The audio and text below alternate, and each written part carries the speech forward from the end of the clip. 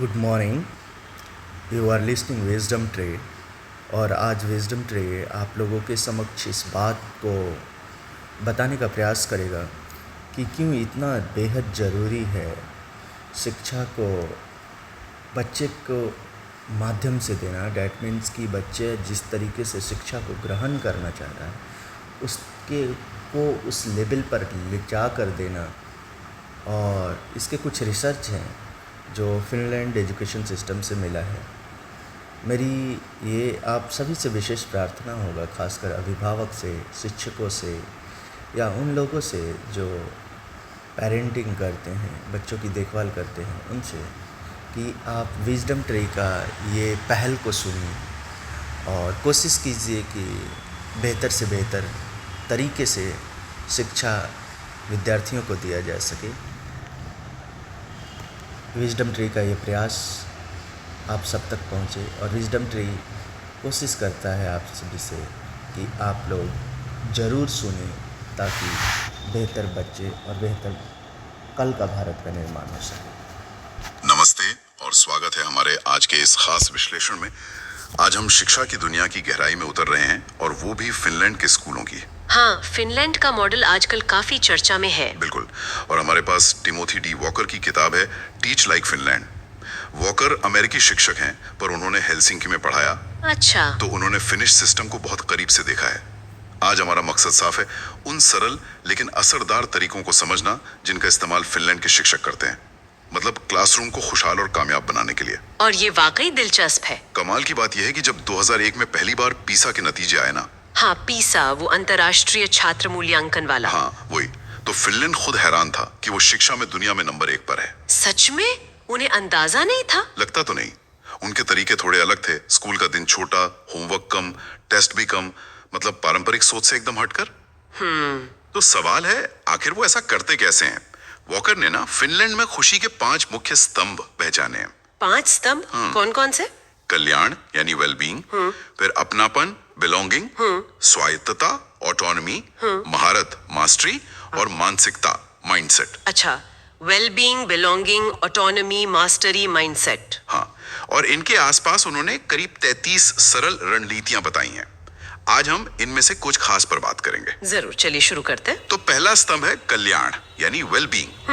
Walker बताते हैं कि हेलसिंकी में उन्हें जिंदगी थोड़ी धीमी रफ्तार वाली लगी, अमेरिका के मुकाबले। हाँ, अमेरिका की जो भागदौड़ वाली संस्कृति है ना, उससे काफी अलग। वहां बच्चों पर कामयाब होने का दबाव मतलब बहुत छोटी उम्र से ही शुरू हो जाता है। हाँ, ये बात तो है। और ये दिलचस्प इसलिए है क्योंकि स्टैनफोर्ड की एक शोधकर्ता है एम्मा सेप्ला। वो कहती हैं कि हम अक्सर सोचते हैं कामयाबी से खुशी मिलती है, पर शायद खुशी पहले आती है और कामयाबी उसके पीछे चलती है। अरे वाह, ये तो उल्टा सोचने वाली बात है। बिल्कुल। बेशक जो बुनियादी जरूरतें हैं, रोटी, कपड़ा, मकान, वो तो पूरी होनी ही चाहिए, लेकिन उसके बाद एक सेहतमंद शरीर और शांत मन के लिए कुछ आदतें अपनाना वो बहुत जरूरी है। और फिनलैंड इसी पर ध्यान देता है। हाँ, उनका फोकस इसी पर रहता है। तो पहली रणनीति इसी से जुड़ी है, दिमागी आराम का समय, ब्रेन ब्रेक्स। हाँ, ब्रेन ब्रेक्स। वॉकर ने एक बच्चे का जिक्र किया था, सामी। अच्छा। और वहां के बिना ब्रेक वाले स्कूल शेड्यूल से वो इतना मतलब परेशान हो गया कि उसके माथे पर रैश निकल आए। अरे बाप रे। सिर्फ ब्रेक्स ना होने से। हाँ। जबकि फिनलैंड में तो हर 45 मिनट की पढ़ाई के बाद 15 मिनट का ब्रेक, ये बिल्कुल आम बात है। 15 मिनट का ब्रेक हर घंटे। हाँ, और बच्चे अक्सर बाहर खेलने जाते हैं इस ब्रेक में। और इसका तो वैज्ञानिक आधार भी है। सच में? हाँ, एंथनी पेलेग्रीनी जैसे शोधकर्ताओं ने पाया है कि छोटे ब्रेक बच्चों को क्लास में ज्यादा ध्यान लगाने में मदद करते हैं। अच्छा। भले ही ब्रेक क्लास के अंदर ही क्यों ना हो, दिमाग को भी तो आराम चाहिए ना, तरोताजा होने के लिए, नई चीजें सीखने के लिए। सही बात है। क्लास में इसे कई तरह से कर सकते हैं, जैसे पल्सिंग, मतलब काम और ब्रेक का एक नियमित अंतराल, या फिर चॉइस टाइम, जहां बच्चे कुछ शांत गतिविधि चुन सकें। अहम बात यह है कि ये ब्रेक नियमित हों और बच्चों को लगे कि ये उनका अपना समय है, उनकी मर्जी का। बिल्कुल। और सिर्फ दिमाग ही नहीं, शरीर को भी तो चलाना जरूरी है। हाँ, वो भी बहुत जरूरी है। तो अगली रणनीति है चलते फिरते सीखना, लर्न ऑन द मूव। अच्छा। वॉकर ने देखा कि ब्रेक के बावजूद भी बच्चे अक्सर बैठे ही रहते थे, प्लेग्राउंड में भी कई बार स्मार्टफोन पर लगे रहते। हाँ, ये तो आजकल हर जगह की कहानी है। फिनलैंड में भी और अमेरिका में भी बच्चों की फिजिकल एक्टिविटी कम हो रही है। हाँ, इसीलिए फिनलैंड ने finish schools on the move जैसी पहल शुरू की है। अच्छा, इसमें क्या होता है? इसमें मजेदार तरीके शामिल है, जैसे रिसेस एक्टिवेटर्स। वो क्या है? इसमें बड़े बच्चे छोटों के लिए खेल आयोजित करते हैं या फिर बच्चे खुद अपने क्लब चलाते हैं, जैसे योगा क्लब या हॉकी क्लब। वाह, ये तो बढ़िया है। हाँ, और क्लासरूम में भी सीखने को एक्टिव बनाया जा सकता है। कैसे? जैसे पाठ पढ़ते हुए एक्टिंग करना या खड़े होकर चर्चा करना या बीच बीच में छोटे छोटे एक्सरसाइज ब्रेक लेना। मकसद बस ये है कि बच्चे सिर्फ बैठे ना रहें। समझ गया, एक्टिव लर्निंग। बिल्कुल। और शारीरिक गतिविधि के साथ साथ माहौल का भी असर होता होगा ना? हाँ, बिल्कुल होता है। तो एक और रणनीति है जगह को सरल बनाना, सिंप्लीफाई द स्पेस। वॉकर बताते हैं कि एक अमेरिकन एडमिनिस्ट्रेटर फिनलैंड गए और स्कूल की खाली दीवारें देखकर हैरान रह गए। हाँ, ये फिनिश डिजाइन का एक खास पहलू है। कम ही ज्यादा है, लेस इज मोर। वो इसे टनल मा कहते हैं, मतलब माहौल या वातावरण। टनल माँ? हाँ, और कार्नेगी मेलन यूनिवर्सिटी की एक स्टडी भी है। अच्छा। उसमें पता चला कि अगर दीवारें बहुत ज्यादा सजी हों, बहुत भरी हुई हों, तो छोटे बच्चों का ध्यान भटकता है। ओह, तो सादगी बेहतर है। हाँ, सीखने के लिए तो जरूर। फिनलैंड में जोर इस बात पर है कि दीवार पर जो लगे वो खास हो और उसमें बच्चों की भागीदारी हो। इससे जगह शांत रहती है और सीखने लायक बनती है। और साथ ही ताजी हवा और प्राकृतिक रोशनी का भी ध्यान रखा जाता है। वो क्यों? क्योंकि शोध बताते हैं कि अच्छी हवा और नेचुरल लाइट भी सीखने पर पॉजिटिव असर डालते हैं। अच्छा, तो माहौल में ये सब चीजें भी मायने रखती हैं। बहुत ज्यादा। एक शांत, स्वस्थ और प्राकृतिक माहौल। तो कुल मिलाकर फिनलैंड में कल्याण का मतलब सिर्फ अच्छा महसूस करना नहीं है, नहीं, बिल्कुल नहीं। बल्कि सीखने के लिए एक सही नींव तैयार करना है। दिमाग को आराम देना, शरीर को चलाना, माहौल को सरल और सेहतमंद रखना, ये सब मिलकर बच्चों को तैयार करते हैं। बिल्कुल सही कहा। और जब बच्चे शारीरिक और मानसिक रूप से बेहतर महसूस करते हैं, तो वो क्लासरूम कम्युनिटी का हिस्सा बनने के लिए भी ज्यादा तैयार होते हैं। हाँ, ये तो है। और यहीं से हमारा दूसरा स्तंभ आता है, अपनापन, बिलोंगिंग। अपनापन, बिलोंगिंग, ये महसूस करना कि आप कहीं के हैं, किसी ग्रुप का हिस्सा हैं, ये खुशी के लिए बहुत जरूरी है। बिल्कुल। वॉकर ने देखा कि फिनिश शिक्षक रिश्तों को बहुत अहमियत देते हैं, ना सिर्फ बच्चों के साथ बल्कि अपने साथियों के साथ भी। इसे बनाने का एक तरीका है हर बच्चे को जानना, नो ईच चाइल्ड। सुनने में तो आसान लगता है, पर असल में इसके लिए कोशिश करनी पड़ती है। हाँ, और इसके लिए ना छोटे छोटे कदम उठाए जा सकते हैं, बहुत असरदार होते हैं वो। जैसे दरवाजे पर हर बच्चे का नाम लेकर स्वागत करना। हाँ, ये तो अच्छा है। या कभी कभी बच्चों के साथ बैठकर लंच करना। सही बात। या अगर मुमकिन है तो साल की शुरुआत में बच्चों के घर जाकर मिलना। घर जाकर मिलना? हाँ, ये छोटी बातें बच्चों और माता पिता को दिखाती हैं कि शिक्षक सच में उनकी परवाह करते हैं। एक कनेक्शन बनता है। सही बात है। और बच्चों के साथ खेलना, ये भी रिश्ते बनाने का एक शानदार तरीका है। हाँ, बिल्कुल। वॉकर ने अपना अनुभव बताया कि जब उन्होंने बच्चों के कहने पर किक द कैन जैसा कोई खेल खेला। Kick the can? अच्छा। हाँ, तो वो बच्चों से ज्यादा जुड़ाव महसूस कर पाए, बजाय इसके कि वो खुद कोई खेल आयोजित करते। बिल्कुल। खेल बच्चों की दुनिया का बहुत अहम हिस्सा है, और जब टीचर उसमें शामिल होते हैं ना, तो वो जो एक दीवार होती है वो टूट जाती है। इसी तरह सीखने का जश्न मनाना भी अपनेपन को बढ़ाता है। Celebrate their learning. सीखने का जश्न मतलब पार्टी? पार्टी जरूरी नहीं। जैसे होम इकोनॉमिक्स क्लास का उदाहरण दिया था वॉकर ने। बच्चे मिलकर खाना बनाते हैं और फिर साथ में उसका आनंद लेते हैं। अच्छा। ये दिखाता है कि उन्होंने मिलकर कुछ हासिल किया है, एक टीम की तरह। इससे अपनेपन की भावना बढ़ती है। वाह, ये तो छोटी छोटी बातें हैं, लेकिन मिलकर एक मजबूत क्लासरूम कम्युनिटी बनाती हैं। बिल्कुल। लेकिन कभी कभी बड़ी चुनौतियां भी आती होंगी, जैसे बदमाशी या बुलिंग। हाँ, वो तो हर स्कूल में होता है। और उसके लिए भी फिनलैंड का एक दिलचस्प कार्यक्रम है, कीवा। कीवा? हाँ, KIVA। हाँ, कीवा। ये बुली करने वाले पर फोकस करने के बजाय उन बच्चों पर ध्यान देता है जो चुपचाप देखते रहते हैं। मतलब? बायस्टैंडर्स। अच्छा। उन पर क्यों? उन्हें सिखाया जाता है कि कैसे बीच बचाव करें या मदद मांगे, क्योंकि अक्सर बुलिंग तभी बढ़ती है जब देखने वाले चुप रहते हैं। ये तो बिल्कुल अलग नजरिया है। हाँ, ये अपनेपन की भावना को और मजबूत करता है कि हम सब एक दूसरे की देखभाल के लिए जिम्मेदार हैं। एक और तरीका है साथी बनाना। बडी अप मतलब दोस्त बनाना। हाँ, जैसे बड़ी क्लास के बच्चों को छोटी क्लास के बच्चों के साथ जोड़ देना, पार्टनर बना देना। अच्छा, इससे क्या होता है? इससे छोटों को सहारा मिलता है, उन्हें लगता है कि स्कूल में उनका कोई बड़ा साथी है, और बड़ों को जिम्मेदारी का एहसास होता है, उन्हें अच्छा लगता है किसी की मदद करके। ये तो विन विन सिचुएशन हुई। बिल्कुल। तो मतलब ये कि अपनापन पैदा करने के लिए शिक्षकों को जानबूझकर कोशिशें करनी होती है। हाँ, ये अपने आप नहीं होता है। हर बच्चे को जानना, उनके साथ खेलना, उनकी सफलताओं का जश्न मनाना और एक सुरक्षित माहौल बनाना जहां सब एक दूसरे का साथ दें। बिल्कुल। और जब बच्चे सुरक्षित महसूस करते हैं और उन्हें लगता है कि वो क्लास का हिस्सा है, उन्हें अपनाया गया है, तब वे सीखने की प्रक्रिया में ज्यादा खुलकर भाग लेने लगते हैं। उनमें कॉन्फिडेंस आता है। हाँ, ये तो समझ आता है। और यहीं से हमारा तीसरा स्तंभ आता है, स्वायत्तता। ऑटोनोमी। स्वायत्तता, ऑटोनोमी, यानी बच्चों को अपनी सीखने की प्रक्रिया में ज्यादा कंट्रोल देना। हाँ, अपनी लर्निंग की जिम्मेदारी देना। ये थोड़ा मुश्किल लग सकता है, खासकर जब हमें लगता है कि बच्चों को तो हर कदम पर गाइडेंस की जरूरत होती है। हाँ, ये आम धारणा है। लेकिन फिनलैंड का जो नया पाठ्यक्रम है ना, वो भी स्टूडेंट एजेंसी पर बहुत जोर देता है, मतलब छात्रों की अपनी भूमिका पर। अच्छा। और वॉकर भी मानते हैं कि ये उनके लिए भी सीखने का एक क्षेत्र था। वो भी अमेरिका में पढ़ाते हुए इतने कंट्रोल के आदी थे। तो इसमें पहली रणनीति थोड़ी चौंकाने वाली है।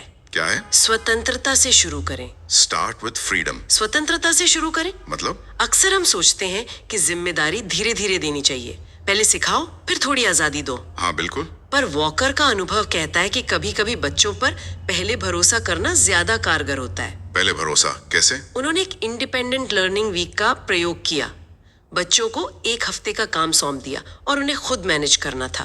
ओह, फिर क्या हुआ? नतीजा ये था कि इससे पता चल गया कि बच्चे खुद से क्या कर सकते हैं और कहाँ उन्हें असल में मदद चाहिए। ये एक तरह का प्री टेस्ट जैसा था। ये तो दिलचस्प है।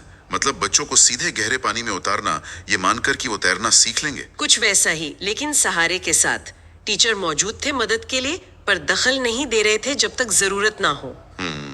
इसका मतलब ये भी है कि बच्चों को विकल्प देना, ऑफर चॉइसेस बहुत जरूरी है। विकल्प? हाँ, सिर्फ आजादी काफी नहीं है अगर उनके पास चुनने के लिए दिलचस्प विकल्प ना हो। सही बात है। जैसे बुक रिपोर्ट लिखने के बजाय उन्हें विकल्प देना कि वो पोस्टर बना सकते हैं, या स्लाइड शो, या शायद एक छोटी वेबसाइट। अच्छा।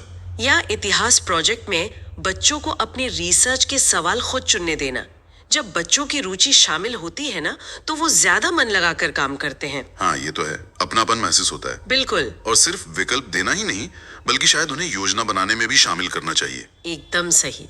अगली रणनीति यही है, छात्रों के साथ मिलकर योजना बनाएं।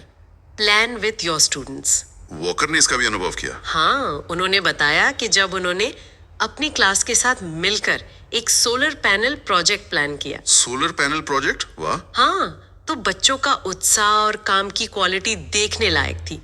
और मजे की बात यह कि उस प्रोजेक्ट पे कोई ग्रेड नहीं मिलना था। फिर भी उन्होंने इतना मन लगाकर काम किया। हाँ, क्योंकि वो उनका अपना प्रोजेक्ट था, उन्होंने मिलकर प्लान किया था। ये तो कमाल है, बच्चों को शामिल करने से इतना फर्क पड़ता है। बहुत ज्यादा।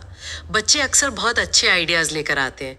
एक और तरीका है सीखने को वास्तविक बनाना। Make it real. वास्तविक बनाना मतलब सीखने को असली दुनिया से जोड़ना। जैसे फिनलैंड का एक प्रोग्राम है, यूरितुस्क्याला। यूरितुस्क्याला, मी एंड माई सिटी। हाँ, इसमें बच्चे एक दिन के लिए एक नकली शहर चलाते हैं। नकली शहर? हाँ, उसमें दुकानें होती हैं, बैंक होता है, ऑफिस होते हैं। बच्चे अलग अलग नौकरियां करते हैं, पैसे कमाते हैं, खर्च करते हैं। अरे वाह, ये तो खेल खेल में सीखना हो गया। बिल्कुल। इससे उन्हें समझ आता है कि स्कूल में सीखी बातें जैसे गणित या इकोनॉमिक्स असल जिंदगी में कैसे काम आती हैं। ये तो बहुत अच्छा तरीका है। क्या ये छोटे लेवल पर भी हो सकता है? हाँ, क्यों नहीं। जैसे गणित की क्लास में स्कूल कैंटीन का बजट बनाने में मदद करना, या साइंस क्लास में स्कूल गार्डन में कुछ उगाना। तो सीखने को असली बनाना। हाँ, ताकि बच्चों को लगे कि वो जो सीख रहे हैं उसका कोई मतलब है, कोई मकसद है। तो हमने देखा स्वतंत्रता से शुरू करना, विकल्प देना, साथ में योजना बनाना और सीखने को वास्तविक बनाना। ये सब स्वायत्तता बढ़ाने के तरीके हैं। हाँ। लेकिन एक सवाल मन में आता है, इतनी आजादी और विकल्पों के साथ क्लास में अनुशासन बनाए रखना मुश्किल नहीं होता? बच्चे जिम्मेदारी कैसे लेते हैं? ये बहुत अच्छा सवाल है, और यहीं पर आखिरी रणनीति आती है इस सेक्शन की। जिम्मेदारी की मांग करें। Demand responsibility. हाँ, फिनलैंड में ना जवाबदेही अकाउंटेबिलिटी से ज्यादा जिम्मेदारी रिस्पॉन्सिबिलिटी पर जोर है। इनमें क्या फर्क है? जवाबदेही अक्सर बाहर से थोपी जाती है, डर पर आधारित होती है, टेस्ट का डर, सजा का डर, जबकि जिम्मेदारी अंदर से आती है, भरोसे पर आधारित होती है। अच्छा। जब बच्चों पर भरोसा किया जाता है, उन्हें लगता है कि टीचर उन पर यकीन करते हैं, तो वे खुद ज्यादा जिम्मेदार बनते हैं। तो भरोसा दिखाने से जिम्मेदारी आती है? हाँ, काफी हद तक। डर से पैदा हुई जिम्मेदारी जो है ना, वो सीखने के असली आनंद को खत्म कर सकती है। शिक्षकों को भी बच्चों को थोड़ी कम बैसाखियां देनी चाहिए। बैसाखियां मतलब जैसे हर चीज के लिए बने बनाए मोड्स दे देना या हर सवाल के लिए ग्राफिक ऑर्गेनाइजर देना। कभी कभी बच्चों को अपनी तरीके खुद विकसित करने का मौका देना चाहिए। इससे वो सीखते हैं कि जिम्मेदारी कैसे लेनी है। ये बात तो सोचने वाली है। भरोसा दिखाना और थोड़ी कम मदद करना ताकि वो खुद सीखें। हाँ। तो हमने कल्याण, अपनापन और स्वायत्तता पर बात की। ये 3 स्तंभ हो गए। जी। अब आते हैं अगले 2 स्तंभों पर, महारत, मास्टरी और मानसिकता। मास्टरी और माइंडसेट। हाँ। फिनलैंड की जो सफलता है वो दिखाती है कि उनके छात्र सीखते भी खूब हैं, उनमें महारत आती है। हाँ बिल्कुल। और दिलचस्प बात यह है कि महारत हासिल करने के लिए वो अक्सर पारंपरिक तरीके ही अपनाते हैं, जैसे पाठ्य पुस्तकें, लेक्चर वगैरह। अच्छा, कोई जादुई तरीका नहीं है? जादुई तो नहीं, पर उनका ध्यान सिर्फ जरूरी चीजें सिखाने, टीच द एसेंशियल्स पर होता है। पूरा सिलेबस खत्म करने की अंधी दौड़ में नहीं भागते हो। मतलब क्वालिटी पर फोकस, क्वांटिटी पर नहीं। एकदम सही। वो कम पढ़ाते हैं लेकिन गहरा पढ़ाते हैं। और तकनीक का इस्तेमाल, आजकल तो हर तरफ एडटेक की बात होती है। वो तकनीक का इस्तेमाल करते हैं लेकिन सीखने को बेहतर बनाने के लिए, लेवरेज द टेक, सिर्फ दिखावे के लिए या इसलिए नहीं कि वो नया है। मतलब सोच समझकर इस्तेमाल करते हैं। हाँ, वो देखते हैं कि कौन सा टूल वास्तव में सीखने में मदद करेगा। नवीनतम गैजेट्स के पीछे नहीं भागते। और पढ़ाने का तरीका कैसा होता है? क्या सिर्फ लेक्चर ही होते हैं? नहीं, लेक्चर होते हैं, पर उनका जोर शिक्षण से ज्यादा कोचिंग, कोच मोड पर होता है।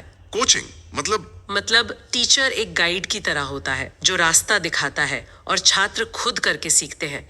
जैसे वर्कशॉप मॉडल होता है ना, हाँ, वैसा ही छात्र एक्टिव होते हैं, टीचर मदद करते हैं, फीडबैक देते हैं, लर्निंग टारगेट्स क्लियर होते हैं। अच्छा, और ये कैसे पता चलता है कि छात्र ने सच में सीखा है या नहीं? सिर्फ टेस्ट से? टेस्ट होते हैं, पर वो सब कुछ नहीं है। फिनलैंड में एक कॉन्सेप्ट है परुस्तेला। परुस्तेला? हाँ, परुस्तेला। इसका मतलब है अपने जवाब को सही ठहराना, उसके लिए तर्क देना, सबूत देना। अच्छा, मतलब सिर्फ जवाब जानना काफी नहीं है, उसे समझाना भी आना चाहिए। बिल्कुल। वो ऐसे सवाल पूछते हैं जिनके लिए रटने से ज्यादा गहरी समझ की जरूरत होती है। छात्र को साबित करना होता है कि उसने सीखा है। Prove the learning. ये तो सीखने का एक बहुत मजबूत तरीका लगता है। हाँ, इससे डीप लर्निंग होती है। तो ये हुई महारत की बात। अब आते हैं आखिरी स्तंभ पर, मानसिकता, माइंडसेट। फिनलैंड में इस पर कैसे ध्यान दिया जाता है? फिनिशी संस्कृति में ना कंपटीशन से ज्यादा प्रवाह, फ्लो की तलाश, सीख फ्लो को बढ़ावा दिया जाता है। फ्लो, ये क्या है? फ्लो, जैसा कि मिहाई चिक्सेंटमिहाई ने बताया था, वो स्थिति है जब आप किसी काम में पूरी तरह डूब जाते हैं, आपको समय का पता नहीं चलता, आप उस काम का आनंद लेते हैं। हाँ, समझा। जब आप इन द जोन होते हैं। बिल्कुल, ये सीखने और संतुष्टि के लिए बहुत जरूरी है। फिनलैंड में कोशिश रहती है कि बच्चों को ऐसे मौके मिले जहां वो फ्लो महसूस कर सकें। और शिक्षकों की मानसिकता कैसी होती है? क्या उनमें भी सहयोग होता है या वो भी अकेले काम करते हैं? नहीं, उनमें सहयोग बहुत ज्यादा होता है। शिक्षकों के बीच कॉफी पर सहयोग करना बहुत आम बात है। कॉफी पर सहयोग मतलब ब्रेक में बातें करना? हाँ, पर वो सिर्फ गपशप नहीं होती। वो अपने चैलेंजेस शेयर करते हैं, आइडियाज डिस्कस करते हैं, एक दूसरे से सीखते हैं। इसे वहाँ जरूरत माना जाता है, कोई एक्स्ट्रा काम नहीं। ये तो बहुत अच्छी बात है, एक सपोर्ट सिस्टम बन जाता है। बिल्कुल। और वो बाहरी विशेषज्ञों का भी स्वागत करते हैं। बाहरी विशेषज्ञ कौन? कोई भी हो सकता है, दूसरे स्कूल के टीचर, यूनिवर्सिटी प्रोफेसर, किसी खास फील्ड के एक्सपर्ट, यहाँ तक कि माता पिता भी। उनमें ये सोच है कि ज्ञान बांटने से बढ़ता है, छुपाने से नहीं। एक अबंडेंस माइंडसेट होता है। सीखने और सिखाने का खुला माहौल। हाँ, और वो अपना भी ध्यान रखते हैं। अपना ध्यान कैसे? वे छुट्टियों में वाकई छुट्टी लेते हैं, वेकेशन ऑन वेकेशन। काम से पूरी तरह कट जाते हैं ताकि तरोताजा होकर लौट सकें। बर्नआउट से बचने के लिए ये बहुत जरूरी है। सही बात है, रिचार्ज होना भी जरूरी है। और सबसे जरूरी बात, क्या? वे खुशी को नहीं भूलते।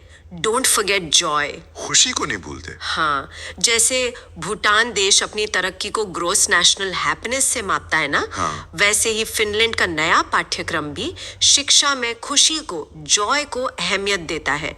उनका मानना है कि खुशी सिर्फ एक अच्छी फीलिंग नहीं है, ये सीखने और उपलब्धि को भी बढ़ाती है। बच्चे खुश होंगे तो बेहतर सीखेंगे। ये तो बिल्कुल सही बात है। अक्सर हम नतीजों के पीछे भागते भागते सीखने का मजा ही भूल जाते हैं। हाँ, तो हमने देखा कि फिनलैंड के खुशनुमा और कामयाब क्लासरूम के पीछे कोई बहुत जटिल राज नहीं है। नहीं, बल्कि कुछ सरल मानवीय सिद्धांत हैं। कल्याण, अपनापन, स्वायत्तता, महारत और सही मानसिकता, इन 5 स्तंभों पर ध्यान देना।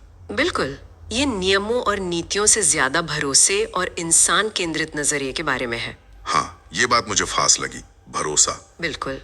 और यहाँ एक बात सोचने लायक है। फिनिश नजरिया जो है वो शिक्षकों और छात्रों दोनों पर बहुत ज्यादा भरोसा करता है।